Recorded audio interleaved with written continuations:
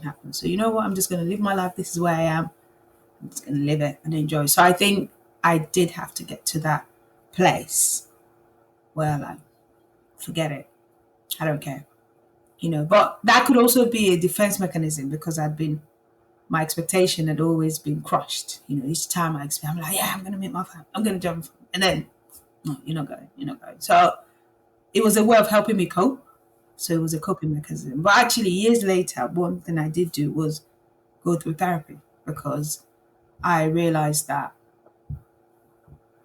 feeling of abandonment was still there. And if I didn't go through therapy, I was going to go through life being overprotective of my children because I never wanted them to experience what I experienced.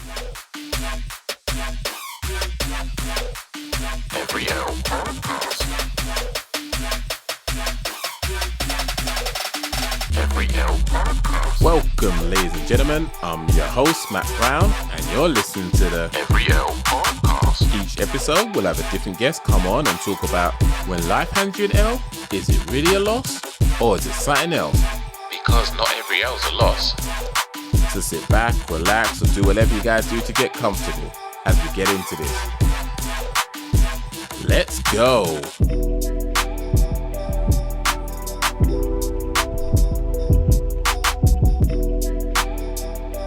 Hello folks, and welcome to another episode of Every L Podcast, where we can explore when people have gone through certain things in life, is it really an L in the terms of a loss, or is it something else? Because I would like to think, if no one else, that there's a lesson in everything you go through. There's something you've gained from everything you go through, but sometimes, even up until now, even though something might have happened to you years ago, you don't quite see that yet or believe it, but yet you're still here, which for me is a big plus.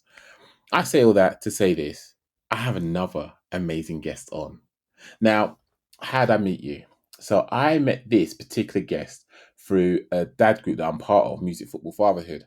And long and short, they didn't want me. They wanted the founder. Founder was busy, but liked the idea and said, Matt, do you want to do it? I'm available. So after picking back, saying, I'm available, nothing but air for like hours upon hours. And I was fine about it, to be fair. I was fine. I was absolutely fine. But eventually it was like, okay, I'll have the sloppy seconds, that's fine. So I was invited along. It was for a Twitter space conversation, I believe. Asked about men's take on situations. I can't remember the exact topic, but Grief. Grief. Oh yeah. Oh gosh. For you guys know about me and the twins, right? That conversation is of grief. I love my kids. Do not underestimate what I'm saying or misinterpret what I'm saying. But the life I thought I was building for myself with just two children, it looked very different now with three. So the building that was being built got knocked down, and guess who knocked it down? Me. And I tried reusing some of the bricks, couldn't reuse them. Didn't fit in with the blueprint now. So grief was very much at the fore at the time of being asked this question. So it kind of felt like a bit of a blessing and a curse, or just for me to vent to people in a way that was healthy and productive rather than just whinging. But I absolutely love my kids. I would not change a thing for the life I have right now. But going back, I think the conversation went quite well, even though I probably went on at length like I do here. But it was really nice to have the opportunity by two women to share my perspective as a dad, as a male, about grief, our perspective, things that women may not see because they've got so much of their own stuff they've got to contend with. And I really like what they do and what they're about. And I think, obviously, the show notes are going to have information about what they do. But it's just nice knowing that people have the safe space to discuss certain topics that need to be discussed, similar to what we do here, but just in a different format and just in a different place. And I'm here for it. So I have a fantastic guest in Chioma. Her name is actually Chioma, but I didn't feel comfortable singing her name because it makes me feel like I say it like a Korean name, but I'm dreadful with names, people. I'm sorry. But Chioma is an amazing individual. She's earnest, she's hardworking, she puts herself in uncomfortable positions, not just to be difficult, but just because sometimes you need to do it to make the right waves in life. and that's someone I've just got to vibe with. I've got to respect the hustle. So I have Chioma, who, please introduce yourself in a way that you see fit, and you have to sing your name like I've been doing it. That introduction, Matt. Thank you for the introduction. I was cracking up as you were saying it.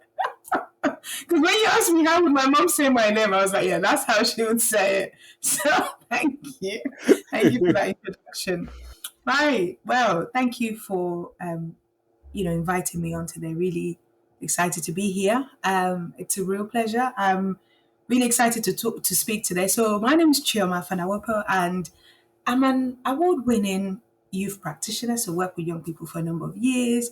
I'm also really passionate about diversity and inclusion. So currently, um, give talks in schools about diversity and inclusion. I'm also a mum of two boys. Still can't believe I have a 17-year-old. Gosh, who is 6 foot. He makes me, yeah.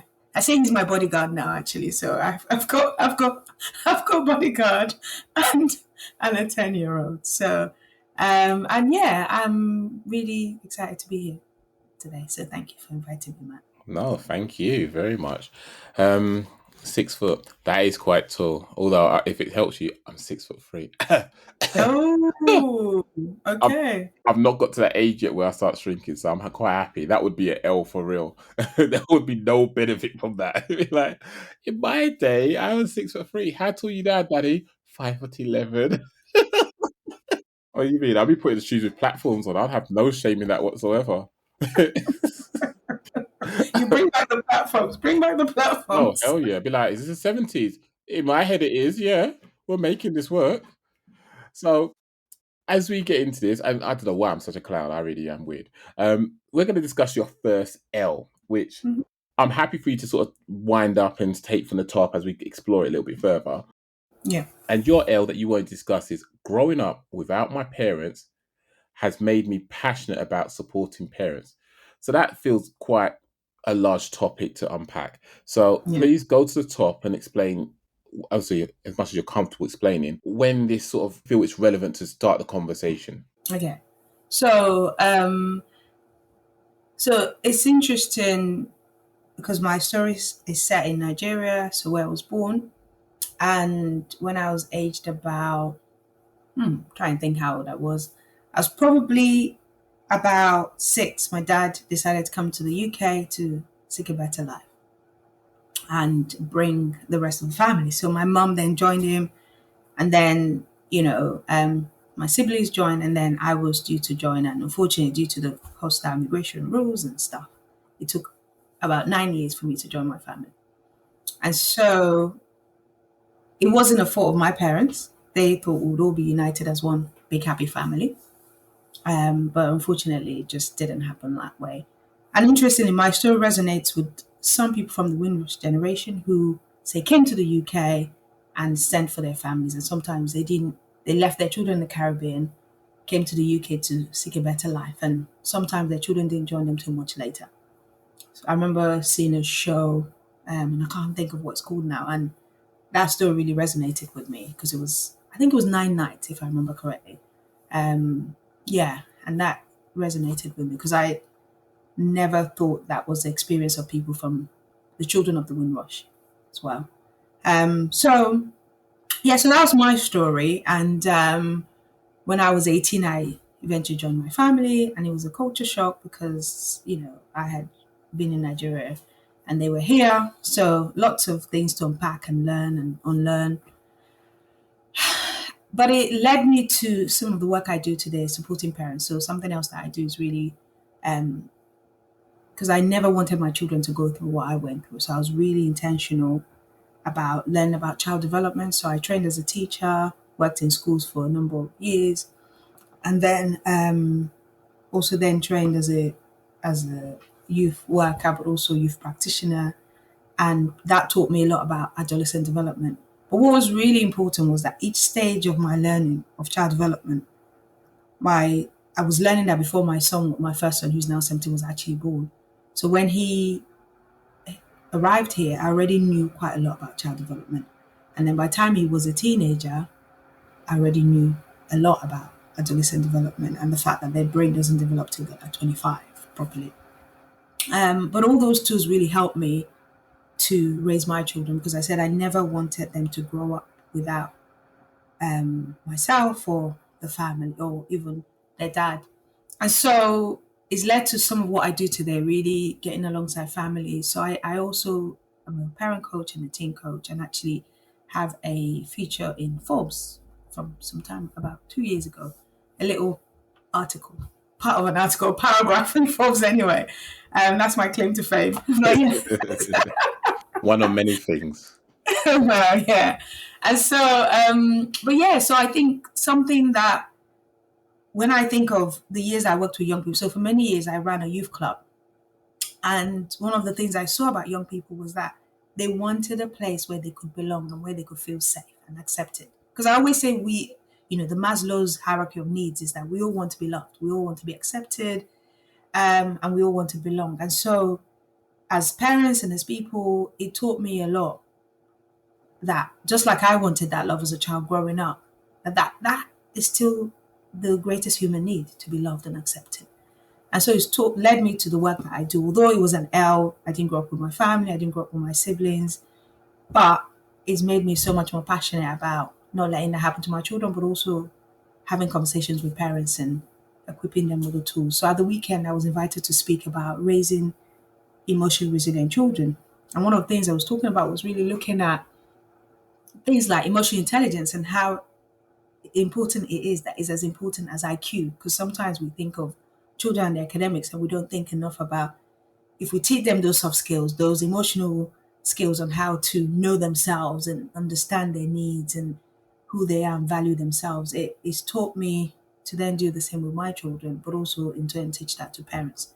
And so, although it was an L, I grew up, I could have been angry. I remember at one point I was a real angry teenager because I was like, oh, no one loves me, no one cares for me. And you can't imagine it now. You can't actually imagine. But yeah, I was an angry teenager because I was like looking for love in all the wrong places, thinking I just wanted to be loved and accepted for who I was. And because I didn't have that in my family, looking for it in relationships and boys.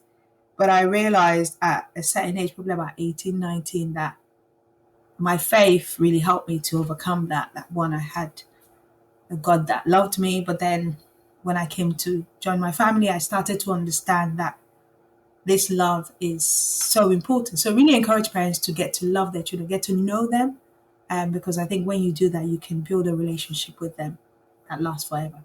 That is very tough to imagine just because my mum and dad, Windrush generation, and I've heard the story about when they came over and mum and dad, well, their mum and dad didn't come over till many years later and then ones or whatever else. And everyone's situation is quite unique, but at the same time not dissimilar to one another's when you really deep it. However, from your point of view, Hmm. I can't imagine my parents getting on a form of transportation that takes them away from where I am to another country and I don't see them for not even a few hours, not even a day, years. And this is all before the internet has this type of technology where you can see each other, not even just on a computer. I'm talking about on your phone. Like you can do FaceTime and stuff like very easily. And it don't even cost you anything. I remember times where my mum would leave me at my uncle's and I'll start bawling. I'll just sit on the stairs by the front doors bawling until my mum comes back because I just missed her. I have no real idea of what it would have felt like for you at the age of 9, was it? Yeah, So yeah. you're so So, intelligent enough to understand when parents leave and come back and stuff like that to suddenly what? Like, how did you? Who did you stay with? If you don't mind me asking, and did you yeah, understand sure. the full scope of what was actually happening at that point? My son is 10 years old, and that was the age that I was when my mom left. So it wasn't when my dad left, I was still okay because my mom was still there. When my mom left, I was the eldest of four siblings, so definitely very aware of it. The other siblings joined mom and dad. I was supposed to join them, and then it took 9 years of not seeing my mom and siblings, but saw my dad every year. So it was really I understood it, but again, growing up, children were seen and not heard. So you don't really ask, why am I not? You just accept. You don't really ask this, oh, but dad, why? Oh, mom, why? Auntie, why? You don't. You just told and you went with it. It's only years later, when I was an adult at 18, that I was asking certain questions like, why was I left in Nigeria? Why? So in that time where it was just seen but not heard, Hmm. I take it you living with family. Yeah, I was. So my aunt, my uncle, my cousins, yeah, I grew up with them. And I went to boarding school as well. So um, Did boarding school help make it feel less different that your parents weren't there because you wasn't in the house all the time? possibly, but also boarding school, I think they wanted me not to feel so left out. They wanted me to have a certain standard of living or of life, was the reason they sent me to a private boarding school. Quite life was quite comfortable, life was fun. And some of those friends I'm still friends with today. Yeah, some of those friends I'm still friends with today. That's interesting. So you mentioned that you clearly didn't react to it in a positive way in your teens, Hmm. but was did that just suddenly appear, or was it just over a period of time? Your dad kept coming back. You're, you're thinking, why are my siblings been taken over there, and they just left me? Like, what have I done? I don't want to put words in your mouth, but I'm just trying to understand where your head was at, because I don't think I would have dealt with that rationally. I don't, as eloquent as I can be now, Mm, I am not the same person I was as a child. I was bad. I was mouthy. I was a spoiled child. I'll call it what it is, right? I was a spoiled child. And to sort of think that mum's just left me, mm, what's going on here? That what? Oh, dad's coming back. Cool. Dad's not my guy. yeah, I want mummy. yeah, Why do you take all my siblings? yeah, What about me? yeah, Oh, but you got to go boarding school. I don't care. I want my family. Why have yeah, I been, and you may not have been articulate to say the word, but why have I been abandoned? Why have I been left yeah, behind? Was yeah. it something where over a period of time that built up, or was it that you was just kind of, this is just how things run until you got to your teenage years? I think I just accepted things. I think growing up, you just accept things just the way things are. But as a teenager, that thing of like, hang on a minute, why am I here? And then my friends will be like, oh, I feel sorry for you. Like, where are your family? I think at that point, teenagers are not, they say it as it is, don't they? So at that point, I started to feel, oh, yeah, that is true. Why am I the only one here? And then actually, I partly knew it wasn't my parents' fault because we had gone for visa application many times and been rejected. So at one point, actually, I thought, I don't even care if I go to see my family or not. I'm fed up of the expectation. Oh, I'm going this year. And then it doesn't happen. Oh, I'm going this year. It doesn't happen. So at one point, I just thought, I don't care, actually, if it happens or not. Um, but yeah, the anger was definitely there, the abandonment feeling. And I know when I talk to my parents about it, they say now that, we're sorry. We didn't, it wasn't our plan, it wasn't our intention, but that was what ended up happening due to the hostile, you know, immigration rules at the time. They do apologize because actually there were four siblings that went to the High Commission, the British High Commission, and how could you give a visa to three children? So imagine you go with four siblings, and you decide to give three, but not the other one. Why? That doesn't even make sense. I think you're the way you're talking about it now is in such a positive way that I struggle to think that you came to this conclusion in a very straightforward, streamlined way. I feel like there's something there where you went through. So, but if you didn't, that's fine. It's just me as an individual thinking Hmm. I would have felt some sort of way or just accept it for what it is. Then as soon as I get that awareness that, hang on, I've been left here. Yeah, but I'm going for a visa. And then, like you said, your expectation kind of weaned after a while because, like, oh, I'm going this year, never happened. Oh, I'm going this year, never happened. Do you know what? I'm good.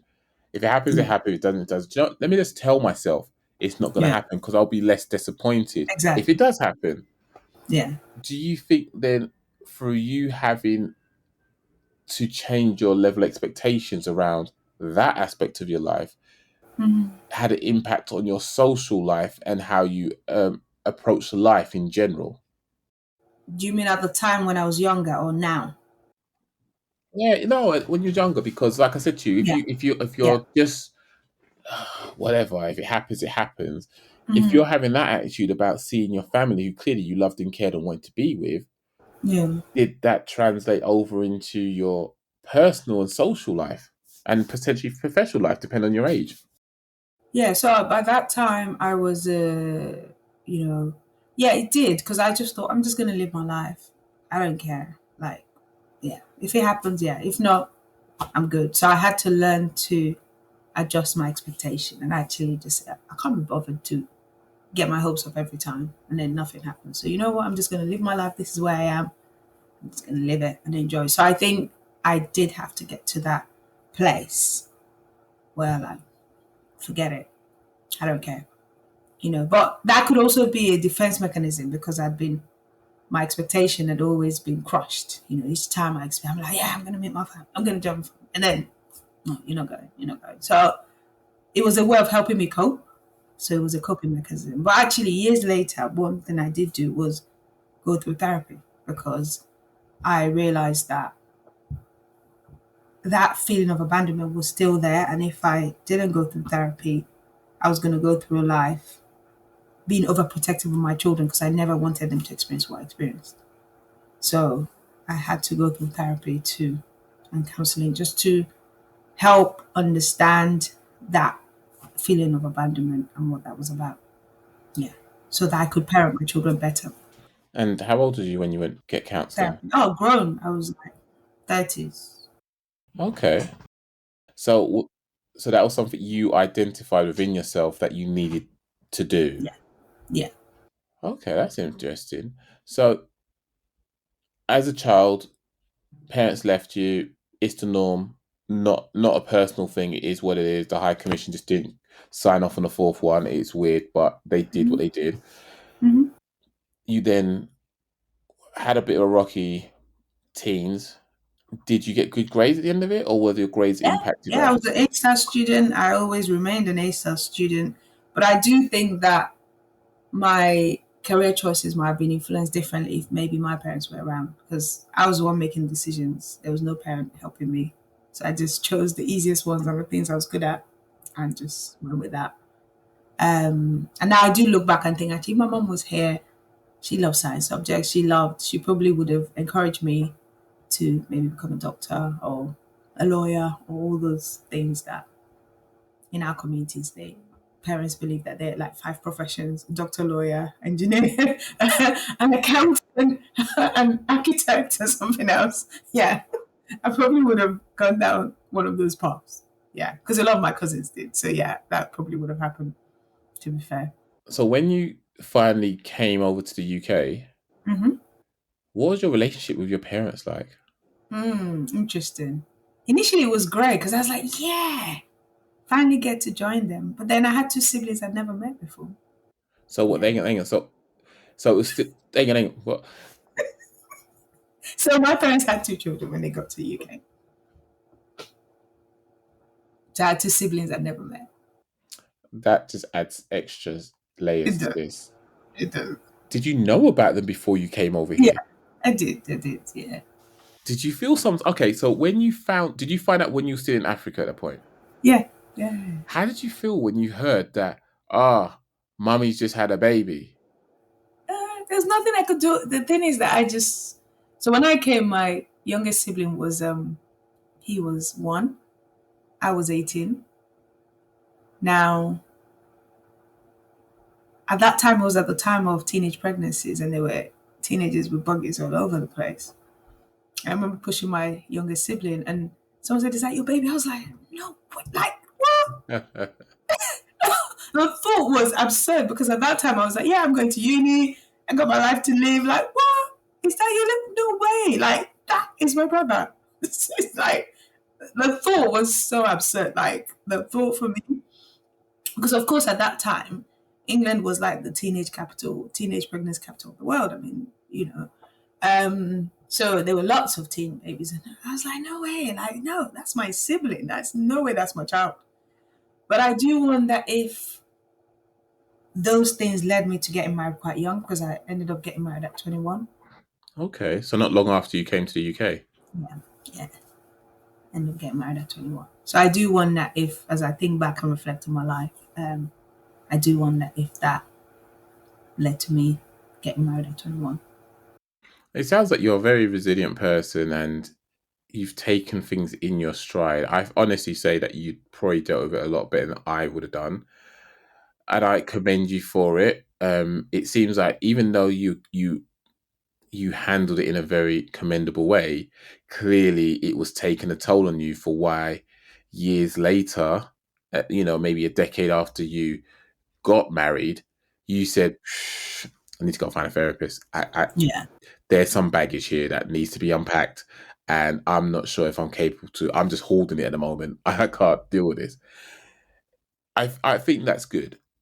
Do you think that if you were with your parents from the from the go, hmm they'll issue the 4 tickets, you came over here, other than the career that you was doing, do you think that your relationship with your family, with all your siblings, including your parents, obviously, do you think that would be very different to what it is now?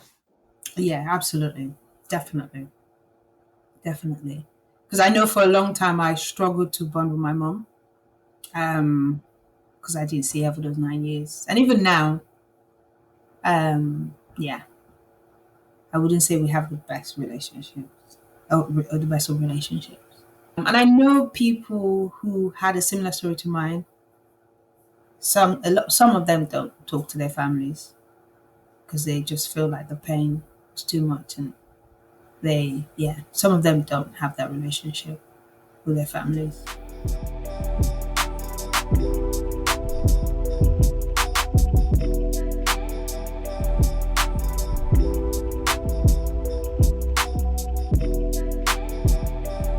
Personal question, hmm and feel free not to answer this if you don't feel comfortable. Are you upset at the fact you don't have the type of relationship you could have had with your mum? No, I'm not upset. Um, I'm not upset. I think I I probably have because I say to her that you missed out on all the informative years. You missed out on me starting my first period and getting my first boyfriend and all those formative years. And she was like, it wasn't really my fault. And so I get that, but we, I wouldn't call my mom and say, hey, mom, this is happening. So yeah, so no, I'm not upset. I wish it was different, but it's just the way it is. I might call my dad and I'll say, "Oh, dad, this," But and my siblings, we do have a probably a closer relationship, especially over the years. We have this, yeah, we built this relationship, and I think now that I'm in a slightly different season of my life, we're going through a relationship breakdown. I think I've tended to lean on them a little bit more than maybe I did in the past 20 years or so. So yeah, so a different kind of relationship that I have with them now. Um, yeah, because when I came over, I was 18. I was grown, so to speak. Um, but what's really interesting, my ex husband used to say that we have certain similarities, which I didn't see because, of course, me looking in, you don't see that certain mannerisms. He would say, "Oh, look, that mannerism is there," and you're like, "How?" And this is where I guess they say blood is thicker than water, because we've not grown up together to build that, but they were there, which is really interesting. So in that regards, I'm thinking you went through a lot. Your relationship with your parents isn't potentially what it would have been if you had been together from the jump.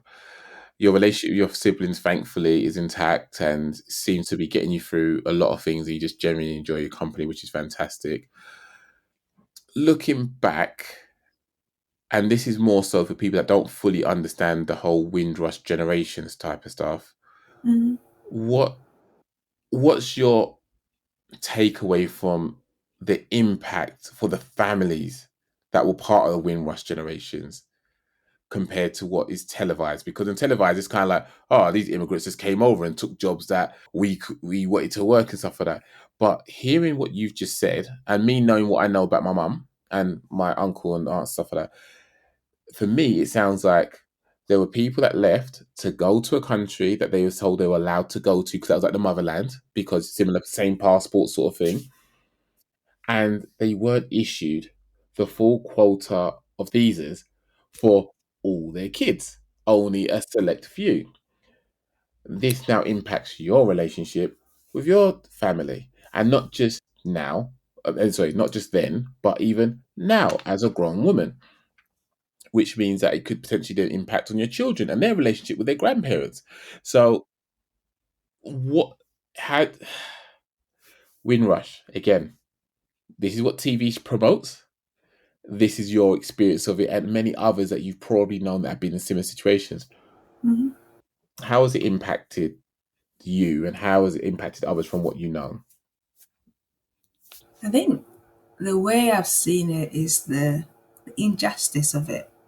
When you think about families who were separated, who came to the motherland expecting to be accepted, and they were turned away with the signs, no dogs, no blacks, no Irish, meeting this hostile environment where they left their warm, lovely country to come here and work extremely hard. And a lot of them were separated from their children. Like I mentioned, this dramatization called Nine Night of, and actually, although it was about the whole idea of the nine nights celebration that takes place when someone passes away, but I remember seeing that of a child who the mom had come as part of the winter generation. She was left in Jamaica, and then her the mom then had children here. She couldn't relate to those siblings. She, had a different relationship, and it's that whole thing of families being torn apart. So the some of the legacies of Windrush's devastation of families and family units, of relationships that probably are still sour up till this day. But also then that repeats itself, because then if a child might not have great relationship with their parents, then it might pass on to generation where the next generation does the same. Oh, I'm not close to my parents. It doesn't really matter if my child is not close to me. So I think the impact is much greater than we really give it credit for. How it's devastated lives and families and tore them apart. But then also when those Windrush came to the UK, they didn't get the jobs. They couldn't have access to those jobs. They were treated. There was a lot of racism they faced. A lot of churches turned them away. So many things happen in the name, sadly, of them coming to the motherland. I think, and that's why some people are still angry today because of that. Because actually, lives where some people died because they were trying to fight for their right, to have a passport. So I think the issue is far more deeper than what we see on television. And these people coming to take our jobs, because I know again that was something, but that's simply not the truth, because they were invited over here. They didn't come to take anyone's job. They were invited To do those jobs. to do those jobs and to help rebuild the UK after the wars. And so for them to meet that hostile environment is actually really sad to see. And it's what led me. So another thing I do at the moment is really that whole conversation about diversity and inclusion, because in schools but also in companies, because I want people to think about, does everyone feel included? Do they belong? Are they accepted? And I was doing a talk with school leaders last week, and I was really asking them those questions. Do children in your school feel that they're accepted? Do they feel that they belong? Do they feel that if they have an issue, they can come to you as the teacher to help resolve those issues? So it's really led me to asking those difficult questions about 50 years down the line, do people feel accepted and welcome even today? Yeah. So appreciate you answering that. So going back, you're at the most frustrated, most delinquent version of yourself because of your situation. Hmm. What would you say to yourself going back, knowing now what you do, going back, talking to your younger self and going, hey, Chioma. Right, I should have done that. I'm so sorry. I should have been deadly serious there. But, you know, going back in time, seeing yourself and saying, like, seeing all the bad things that you're conducting yourself, like how unhealthily conducting yourself, what would you say to yourself to help you turn that corner so that you no longer react that way and go in the right trajectory?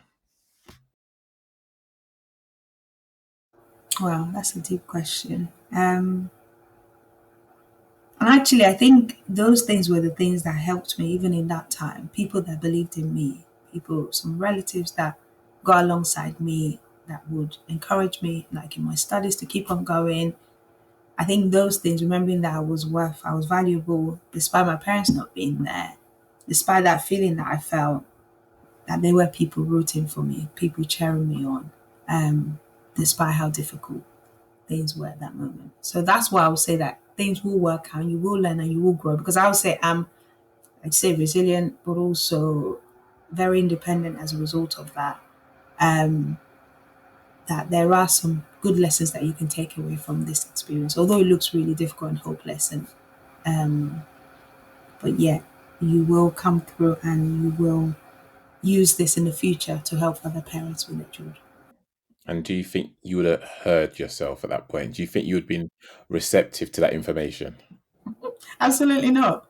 But what I was receptive to was the love and the kindness from people who took time out to mentor me, to get alongside me, that paid dividends. And that's why now I give back to young people and I make time for young people and I coach. And yeah, because I believe that every young person might be going through whatever they're going through, but a bit like what you said about you as a young person, I think just that, even for parents to also say that that child might be, you know, like the worst teenager on earth, but for them to look beyond that behavior, whatever they're going through, to know that they will come through, come out on the other side. And there's hope for that delinquent teenager that seems like that there's no hope or future for them, that they will get through this difficult season. And this season will pass. It's not forever. And helping parents to remember that, because I think as parents, all we see is the moment right now. But this is why I always say it takes a village to raise children, because that village will see what you might not see as a parent, whether it's a youth worker or whether it's the teacher at school who believes in that young person, or even uncles and aunties around. They see something that you as a parent might not see, because all you might see is that behavior from that your teenager right now who's not listening, who feels they know everything, who feels like, you know, they're the business or whatever, but actually as that other adults, you can speak into their life. You can help them to believe in themselves and to come through that difficult season. Yeah, no, I hear you on that. So, just to summarize, if that wasn't an L, what was it? I think it was a no, but with now I've been able to see the positive side of it that has helped me, shaped me to who I am today, who loves young people and believes in young people, that actually every young person is full of potential, has so much to give and offer the world and themselves. Um, and makes me so much empathetic to young people. So I have a lot of young people that I've mentored over the years. Some I've known since they were 14 and some of them are in their 30s. Makes me feel old. But it just, yeah, it's been great to go on that journey with them and seeing them on the other side, now parents, and now wives, husbands, many young women actually, but seeing them on the other side of the 14-year-old rebellious teen and seeing them doing really well for themselves and their families. It's great. Makes me feel proud like a parent too. So yeah. That's fantastic, and keep doing the great work you're doing because I guess you'll never know the full extent of all the great work you're doing. And sometimes it's great that we don't know the full extent of what we do because it keeps us grounded and keeps us humble and earnest in what we do. So, no, much appreciated for sharing. And let's jump into your next L. This is going to be a bit of a heavy one, but I think it needs to be heard. Hmm. Wasn't selected for certain jobs due to racism. etc. I think most people that are listening will understand that. And Mm-hmm. I actually have had an episode with someone I did talk about racism Mm-hmm. regarding not only their complexion, but before they even got to that, their name Mm-hmm. was a dead giveaway. Mm-hmm. Please tell me your story, where you'd like to start from, and we'll have a conversation around it.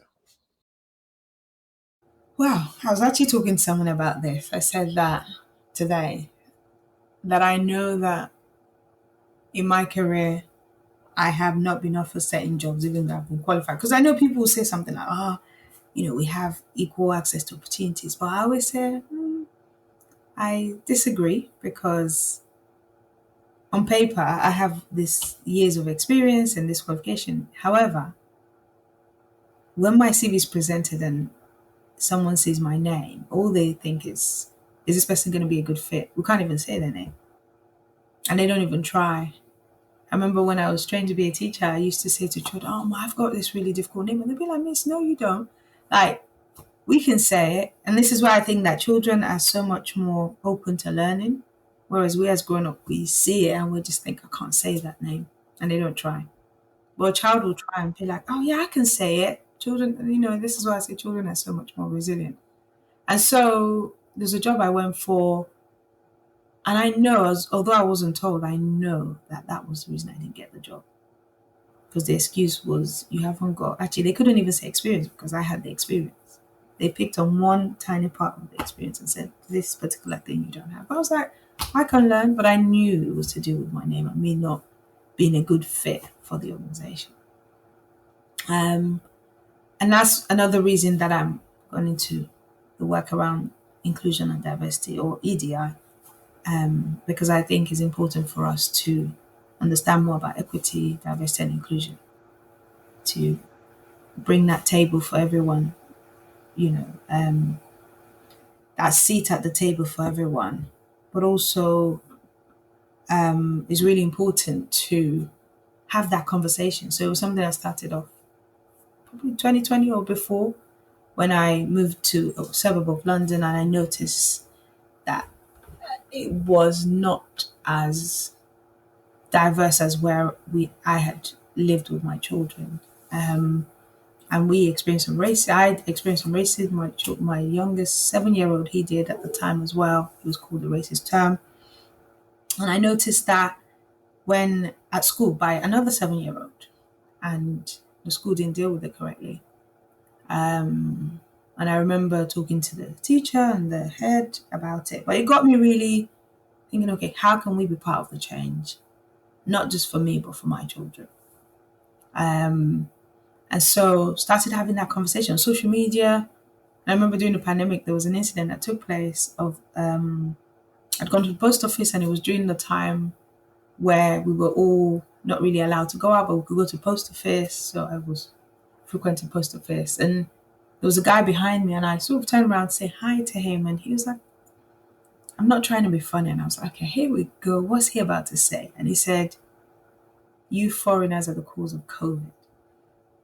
Now, this was the time that they were clapping for the NHS, but I have a lot of family members who work in the NHS. So a lot of them are like doctors and nurses and pharmacists, and but really working in healthcare. And they'd worked flat out during the pandemic, but yet they weren't getting a pay increase. They were being clapped for. And I was like, forget the clap, just give them money. And so when he said it, I turned around and I said, listen, I said, this person, I listed off, and I was like, this person's worked flat out during the pandemic, saving lives as a nurse. This person, as a pediatric doctor, saving children's lives, and this and this. And by the time I reeled it all off, he was quiet. But and I remember posting on social media, and people were like, oh no, that's not true. I said, what do I stand to gain by making up a story like that? And this is the whole thing about gaslighting people's experience, because actually it was my experience. But also when I talked about my youngest son and the experience he had received at school, again, people were like, no, they're children, they're 7, they can't say things like that. I said, well, my son was called that. And but it got me thinking, how can we be part of the change? So in the school, I'd gone in and I asked as part of their Black History Month to really run a session on cooking. So we did We looked at foods, things like planting, where does it grow, what countries it found in. We cooked, and the children got a chance to really experience how we had conversations about geography and, just some really interesting conversation. But one thing I realized was that it wasn't just about the children being educated, it was also about the leadership of the school. And that's where then, because I think when the change has to happen from leadership, because actually, if it doesn't, it's harder for it to be embedded in the culture of the school. So that led me then to start writing a book on anti racism, but also um, now running workshops for schools and school leaders primarily on how can every child in their school be included, and feel that they belong as well. That's that's a lot. So I know how I feel about racism. I've experienced it. Um, but for those that don't believe it's a real thing or a common thing in today's society, how do you how do you handle that?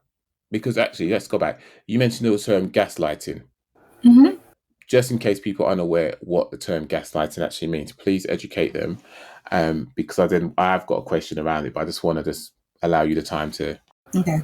So gaslighting for me is erasing someone's experiences. So, like I mentioned, I had this, or my son had this racist term called, and actually, the people who say it didn't happen, you're erasing his experience because there he was called a racist term in class, wasn't dealt with correctly, but by you saying it didn't exist, you're gaslighting it or you're minimizing. That's the other thing that we get. People say, no, actually, they didn't mean it wasn't that bad, or it was just banter, or it was just us just having fun. You're too sensitive, or you're race baiting, or those are some of the things that people say. So, really, minimizing and erasing someone's lived experience of something that is quite traumatic, that has an impact on things like their mental health, for you to minimize and say it didn't happen. That's gaslighting. So, in that situation, how do you support your son? As young as he is, a lot of my friends, co-workers, whoever who are white will probably say, I don't teach my kids anything about color because don't want to see color. Okay, cool. Not everyone's that way. Just saying a select few of them had said this to me, and I've had a similar conversation I'm going to have now. But because certain groups of people are not having conversation about color in a positive way, there are still conversation being had about color in a not so positive way, which leads to comments being made to your child. One, how did that impact you when you heard about it? And two, how did it impact your son? Three, how did you support him in that? And sorry for this quick fire questions, but it's just hoping to get them out of my head while I remember them. Okay. So how did I handle it? So when I heard it, I was like, let's get down to the school. We're dealing with this now. Because for me, I didn't want him to hate school and refuse to go because of that. Because sometimes when children report incidences like this, parents might say things like, just turn a blind eye to it. But for me, I knew that he was a child that loved school. And if it wasn't dealt with, it could turn into bullying, and then he would hate going to school. And so I was down at the school because I remember when we took the place at the school, I noticed that there was a lack of diversity. And I asked the school business manager, and she was like, oh, there is no racism here. And I thought, okay, let's see what happens. So, of course, a few months down the line, 3 months or so, it happened. So I marched straight down to office and I said, do you remember this conversation that we had? But again, the at the time, the leadership at that school didn't understand it, didn't deal with it correctly. Because what they did, they investigated and they said, actually, your son said to the other child that he looks like a girl. And the other boy's response was because he had long hair. Again, gendered, conversation, prejudice, which again, I could pull him up for. But actually, the school then focused on what he had said first rather than this term that was used. He was called, and I don't know if I can say it, he was called Black Poo, basically. And I found that offensive because I thought that is a derogatory term. So I then went about educating the children. But as I said, I realized that the key was not just to educate the children, but actually the leadership team so that they can deal with it better. And I'm thankful that today, because of those conversations, they now have a new head who's come from a more diverse part of town. The school are looking at things like, I remember asking them, like, even in their books that they have, are there diversity of authors there? And actually, when one school leader did a book audit, he was like, I've never considered it before, but actually we lack diversity in the books that we have even in our classroom. But he said I would never have considered it. It was all written by middle class white men. And don't get me wrong, I have some middle class white men who are great people, but there needs to be a diversity of authors, of illustrators. And so what I did last year was I invited a black illustrator to come in because I said, when you think of illustrators, you don't think of a black man. And so I wanted the children to see a complete different representation of people in the community and in society as well. So how did I deal with it was to definitely approach the leadership. How did he deal with it? He told me about it and I said to him, I said, we come from a very diverse family. So in the dad's family, we have all sorts. We've got white British, we've got Filipinos, we've got Caribbean, got African. So there was a real diversity in the family. And I always used to say to him, and even when that incident happened, I said, it's such a good thing that you're used to diversity because you know you've got all these different cousins who are all different races, but actually we're still one. And I hope you realize that the incident that took place doesn't reflect who you are, that you are an amazing child. And so really try to reaffirm him um and actually now he told me recently that he challenged a boy who said something racist, and between himself and a few friends, they educated this boy on why what he said was racist. So now this is him a few years later. I was actually proud of him for that.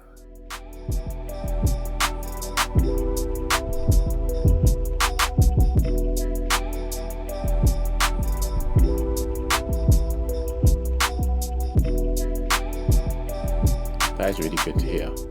And you should be proud of yourself as well because you helped encourage that change, that you helped him to take control of the situation in a safe way. And hopefully, this will go and have continuous ripple effects in a positive manner. Yeah, yeah. I was really proud when he said, "Oh yeah, me and my friends, we went in to educate this boy who said it was an Asian boy, and he said something." And he said himself and a few of his friends who were white, they educated this Asian boy on why what he said was problematic. And I was like, well done, son. I was proud. I was like, I felt really proud of him that he could stand up to it. Yeah. That is fantastic. That is really good. There's a situation that happened, and I think a lot of people know about it because it was the Euros, I want to say, Oh, where yeah, last summer. yeah, and then we had certain football players take the last free kicks and didn't score and got held a whole heap of abuse. Yeah, so my work decided to talk about on the Friday before the Sunday it was going to happen. Oh, we're cheering for England to, to bring it home and stuff like that. Yeah, didn't happen. Monday we were in the office for various reasons. Tuesday we were in the office. Did anyone say even boo? Nah. I felt some sort of way about it. I found out we've got a blog. So I wrote a blog on our intranet page, just not in a disrespectful manner, but just to try and communicate. And I did speak to my leadership team locally as well about it. And I said, it hurts. The silence is deafening because when you listen to the history in general, when you're in school, there's only a small amount of black people or people of color that was ever mentioned. And they had to do something extremely spectacular before they even made it into the history book. So I'm talking about Gandhi, I'm talking about Nelson Mandela, like them type of feats that you're gonna have to achieve. And even then you're only getting a little 5 minute chat about it. And the rest of it is like, let's move on to, I don't know, someone else that is a white middle class individual. And it's all like, right. So you look at someone like Marcus Rashford, who did all that he did over the pandemic, and just because he didn't get an inflated ball of air in the back of a net, he's going to be called everything under the sun that you would look down upon. And you're thinking he probably fed a whole heap of these people's children, Yeah. something the parents couldn't even do themselves, but they found themselves at a football match. That's another topic altogether. And you just belittled him to the complexion of his skin. Some of these people are going to be teachers. Some of these Mm-hmm. people are going to be bus drivers. Some of these people Mm-hmm. are going to be your boss. Some people are going to be Mm. whatever. Yeah. And when people don't say anything about it, it makes, or at least for me, it makes me feel like I am blowing things out of proportion. I even broke it down further and said to him, if I was on the street and I had my bag that had everything in it, had my life in it, and someone mugged me, and everyone could see I was getting mugged, and they took my bag and they ran, and I'm just start screaming and sobbing, and everyone says, "Well, it's not like I took your bag." No, you didn't take my bag, but the fact you didn't contribute towards telling them what they're doing is wrong or try and help me in that situation tells me your silence is complicit. Yeah. Absolutely. And that led to us having a bigger conversation about it. But I said to them, and I was trying to be very clever with it, there's something that we do around domestic violence. And I said, I understand racism is a very hard thing to pinpoint and say, this is what racism is. However, you have a fantastic program around domestic violence, and you understand domestic violence cannot be boiled down to a simple sum. It's not just this where they're black icon, this where they don't have their passport, this where their confidence is shot. It's a series of different scenarios that could easily fit into a certain narrative that plays out to be this could be domestic violence. You do a fantastic job of that. Now, all I'm asking you to do is apply that same science to racism. Because I'm sure if Mm-hmm. someone says, oh my gosh, I've had domestic violence, cool, let's take you to the office, let's deal with you. Can someone else deal with her workload or his workload? Cool. But if I'm saying, and this did actually happen outside my office, someone did say, "Oh, it's because of you lot why we didn't win the World Cup." Right? Do you think they got any support? One of the black managers just says, "Don't worry about it." Now, I know, and I've been very vocal about it. I said I know that I don't talk about race a lot of the time, just because I don't want to make other people uncomfortable. Comfortable. Yeah. And when George Floyd happened and everything else since happened, it felt like at every traumatic experience I had ever experienced, I had to rehash. And, I had no therapy afterwards to help heal that again. So it was like picking scabs all the time and it was just hurting. Going through all that just made me feel like, all right, I don't know how else to easily explain where their breakdown is in terms of lack of support. When they say, what can I do to support? It's not easy. I've just given you an example. You do a great job in domestic violence, apply the same energy to racism. I it hurts me to think that my son may go through that and more likely will go through that. Yeah. Absolutely. I joke and say I can't afford to go to jail because I've got two other kids I've got to fend for, but depending on how things go, I will feel that way. And I encourage people who have children who may not be of color to talk to about color, because then if they don't know about color, they don't recognize underrepresentation in a space. Hmm. They won't, because they've never been told about color or told about equality. They will never notice if there's a lack of men in the room or a lack of women in the room or a lack of these people in the room, because it's not necessarily. You mentioned before about what people bring to the table and stuff like that, but when you think about it, I'm not going to promote them because it's not that type of show. But there's Mm-hmm. certain buffet places you can go to where they have variety of different foods there, and That's they're right. mega successful because they embrace different cultures. That's right. The ones that focus on just one type of food, they'll get their food if you like that type of food. But if you want to say, oh, I'm going to go there, but I fancy Chinese, or I fancy Thai, or I fancy Indian, or I fancy whatever, them lot are catering for a whole heap of people and they're going to get more business.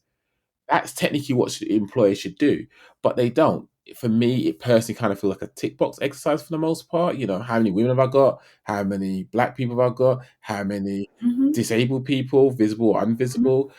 And Mm-hmm. it shouldn't be that way. If they can get one that ticks all boxes, they're like saying, ding, ding, ding, ding, ding, I won the jackpot. Right, everyone else, the application, I'm sorry, the position has been filled. Actually, do you know what? Don't even send them an email. Just don't let them know that we filled the spot. And that is a rant, and I do apologize. But it's just race is a very big thing for me, more so now because I have children that are mixed race. That's right. And I don't want them to just think they're black because they're not just black. What they're comprised of is a multitude of different cultures that goes back further than myself and my wife. That's And I want them to know that. no, absolutely. And I think what you've said is so important that parents of other need to speak to their children. I remember I was delivering a talk at a school and this teacher said, "Oh, I came from a really diverse part of London. I used to always say I didn't see color." And I was talking about how children see color. So why do we say we don't see color? And by you saying you don't see color, you're almost again erasing that person's experience and that person's color. Because that's the first thing you see. I see you, you're a black man. That's the first thing I see. But if you're saying you don't see color, so are you not acknowledging I'm a black person?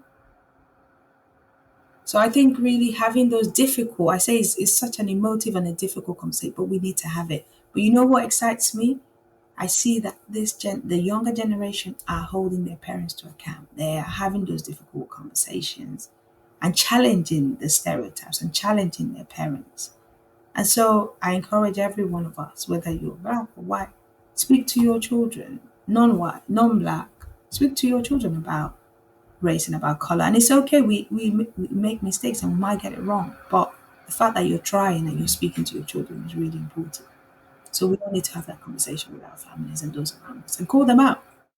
That's very important. I think as well is where we're exposed to so much now, we should be able to understand better. If you don't know the answer, we can talk to Alexa, we can talk to Google, we can talk to whatever whatever is connected in our house to the internet or look on our phone and understand that our parents are not right. Even if they may still front like they're right, Yeah. one of those services will tell you they don't know the truth.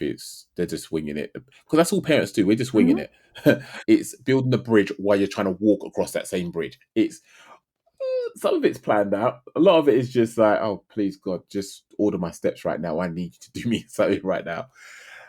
But with the race stuff, I think it's definitely important that you challenge people. I was on a podcast many months ago, and we'll talk about Christmas or holiday traditions. And like, I'm all for people having traditions. I've got no problem with that. But I said the concern I have for traditions, and this was tied into the fact that I'm one of those people. If everyone's talking about Plan A being the best, I'm there saying, "What's wrong with Plan B?" Or everyone's going Plan B is the best. Well, what about Plan C? Like I'll always like to know why everyone's focused on that one, not the other one. So when they talk about tradition, we do this, we do that. And I said, right, it's all good with having tradition, but as long as you remember and understand why you're doing that thing, that's the important thing. Because your child might come up to you and say, "Daddy, mummy, I don't want to do this no more. I want to do it this way." And you get vexed and tell them, "No, it's always been done this way." You potentially lost the essence of why you was doing it because you was doing it to bring the family together. But the reason potentially the child's asked to do this is because they want to contribute towards the tradition. But you're not seeing that. You're just seeing them as that they're trying to take away from what you are doing, what you want to do. And that could be the same when it comes to race. We've always married into our own. We've always dated our own. Yeah, probably. And there's probably a justified reason way back when. I can't justify it if I'm honest, but maybe there was a reason. Yeah. But if here and now, what's your beef? Oh, because they're different and no one's getting lynched no more. Well, some people are in various places of the world. That's just unfortunate. But for the most part, in modern society, we're not seeing lynching going on like that because of one person's one color, one person's another color, or different ethnicity from different countries, whatever. So you need to challenge, and even with tradition, challenge them. If you're doing something on a routinely basis and you did it because of X, Y, and Z reason, we need to challenge ourselves to make sure we're doing it with the right intentions and therefore getting the right results. Absolutely. And it is hard. And I think a lot of people think that when we talk about racism, we want to talk about racism as black people, people of color, which we don't because it easily can single us out and have a target on our backs and all of a sudden think, yeah, any progression I had within this company, yeah, ain't happening. Anytime I mention anything about color, yeah, I've got a target in my back. And I just want people to know that's it's hard. Yeah. It's Yeah. hard. It's hard being a person of color in this country and in most countries. But because you're not necessarily believed in what you're saying, and you feel like you could say the sky is blue, and everyone else will tell you the sky is purple, and because no one else is backing you on that, you start doubting yourself, and then that's where mental health could come along, where people start doubting themselves, and you don't know how to support. And the easy way to support is to have that conversation, as uncomfortable as it is. Yeah. Have that conversation. So I'll ask you, when that situation happened with your son, Hmm. did many people know about it? On social media, yeah, I shared it on social media. Did people reach out to you about it? No, the silence was deafening. Actually, yeah, the silence was deafening. There were more people gaslighting, saying, "Oh, this never happened," than actually reach out to support. This was before Judge Floyd, to be fair. Yeah. But I think, because I do think that Judge Floyd was a watershed moment, so to speak, because for the first time people started to understand for the first time the experiences of, say, black people, for instance.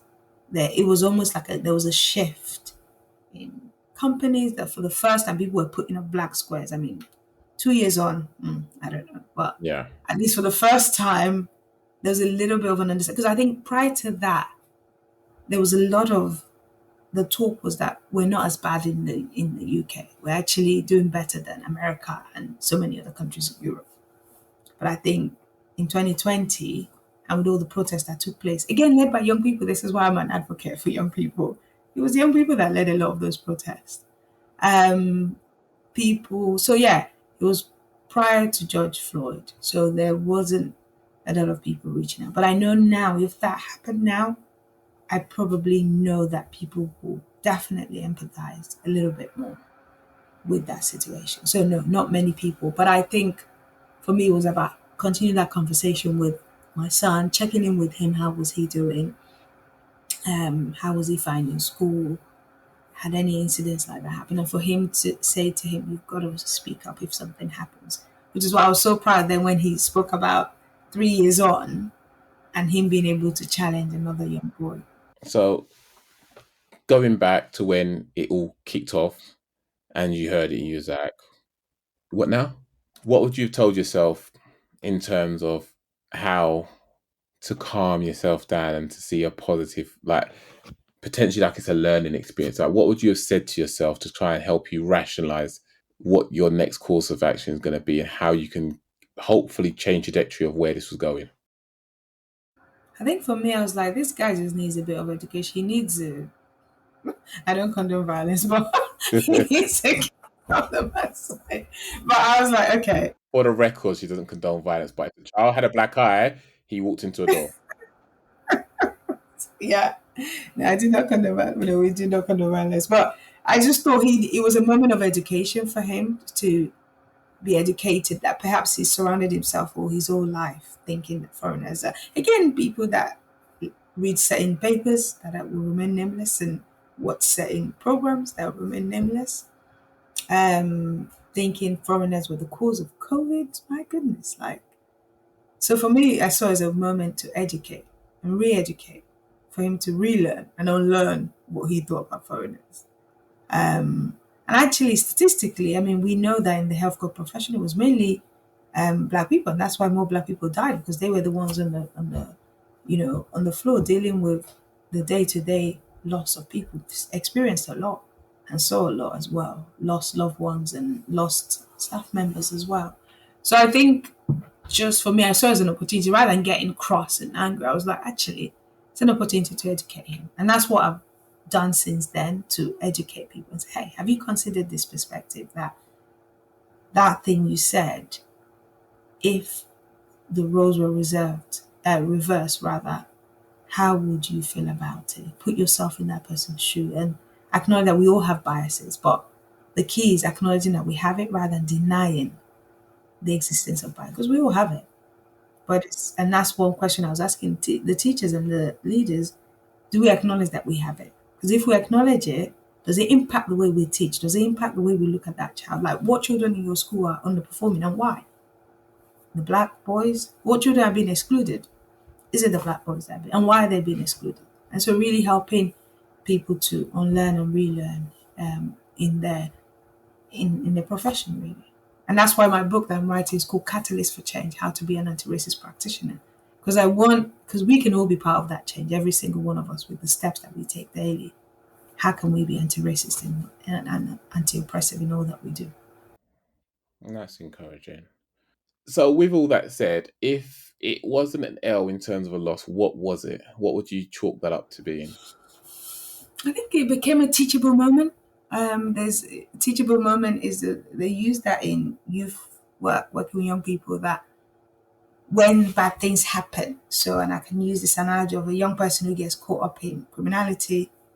An incident might happen that can become a teachable moment. This is an opportunity to change the trajectory of that young person's life. And I can see this, although it started off being an L, but it's a moment to teach other people, to educate so that people can unlearn and relearn things that they believe about racism and about the UK as a whole. I mean, it got me started. I remember going on a colleague of mine growing up in the UK, same age as me, was born here, white British. I remember asking him before George Floyd, I was like, what do you think about racism in the UK? He was like, oh, we're not that bad. And for me, it was a moment again to educate him. So of course, when George Floyd happened 3 months later, I was like, hey, have you seen this? And that was when he started to understand. Because I realized that for him growing up in this suburb of London, he thinks it's not as bad. Because I said, you're well traveled, you have friends around the world. What are your thoughts? And for him who is well traveled to still believe it's not as bad, I realized that because it doesn't affect him, he doesn't see it. And so it was up to us who are experiencing it to speak out about it. And that's why with Euro 2020 it was the same. I was asking those difficult questions like, was that the criticism they got, was it really necessary to target their race? And forget all the amazing things those boys, young men had done and put pressure on them just because of their race. So, yeah. It is hard, but I get that. And I think for those people that are listening and still struggling, well, you're struggling, you're still listening, thank you. But if you're still struggling to understand, think of it this way. If we able to put various different clothing on every day, have a roof over our head, put food on our table, when we see a homeless person on the street, we probably don't see that as being much of a problem because we see maybe one or two people because we're not looking for them. But if you look into the numbers, there's a whole heap of people that are homeless, that haven't got a roof over their head, that can't switch out their clothes, can't hold a shower anytime they want to. So, just look at it that way.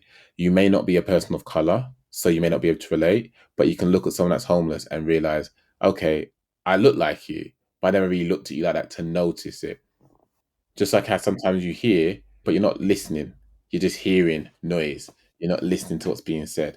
So, no, greatly appreciate for you jumping on and sharing like you have. This next part, I'm going to ask you to unashamedly plug yourself, plug what you got going on, where you're going to be, how people can reach out to you and tap you up for that book when that book's finished. Yeah, go ahead. Your time is now. Okay. Wow. Thank you. Thank you. It's been great just sharing and speaking. So follow me on social media.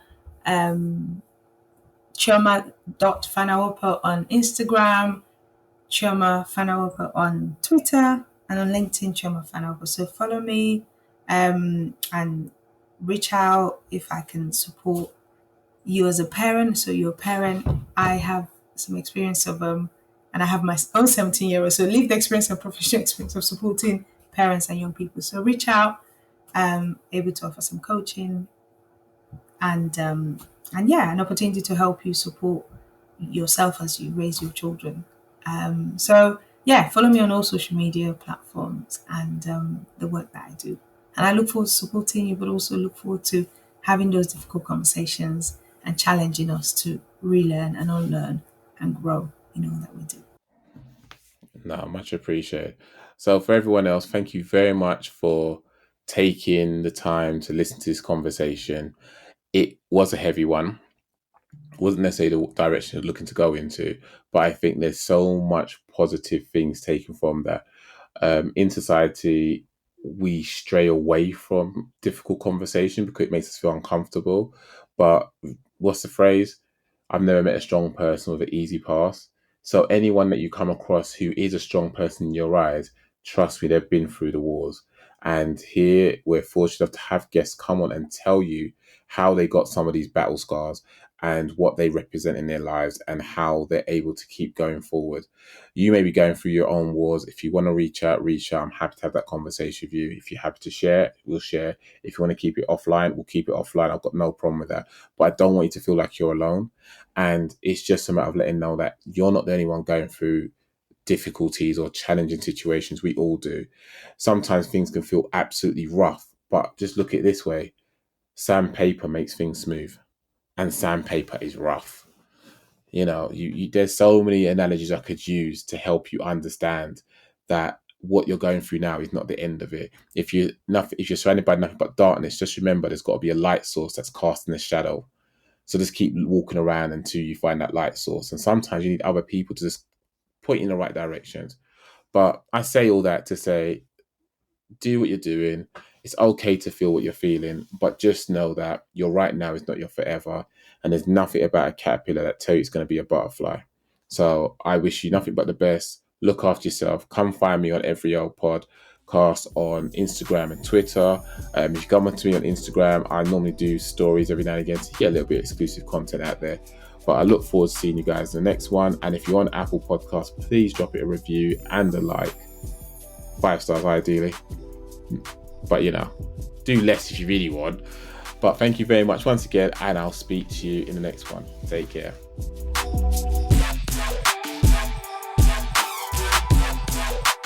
Every L podcast.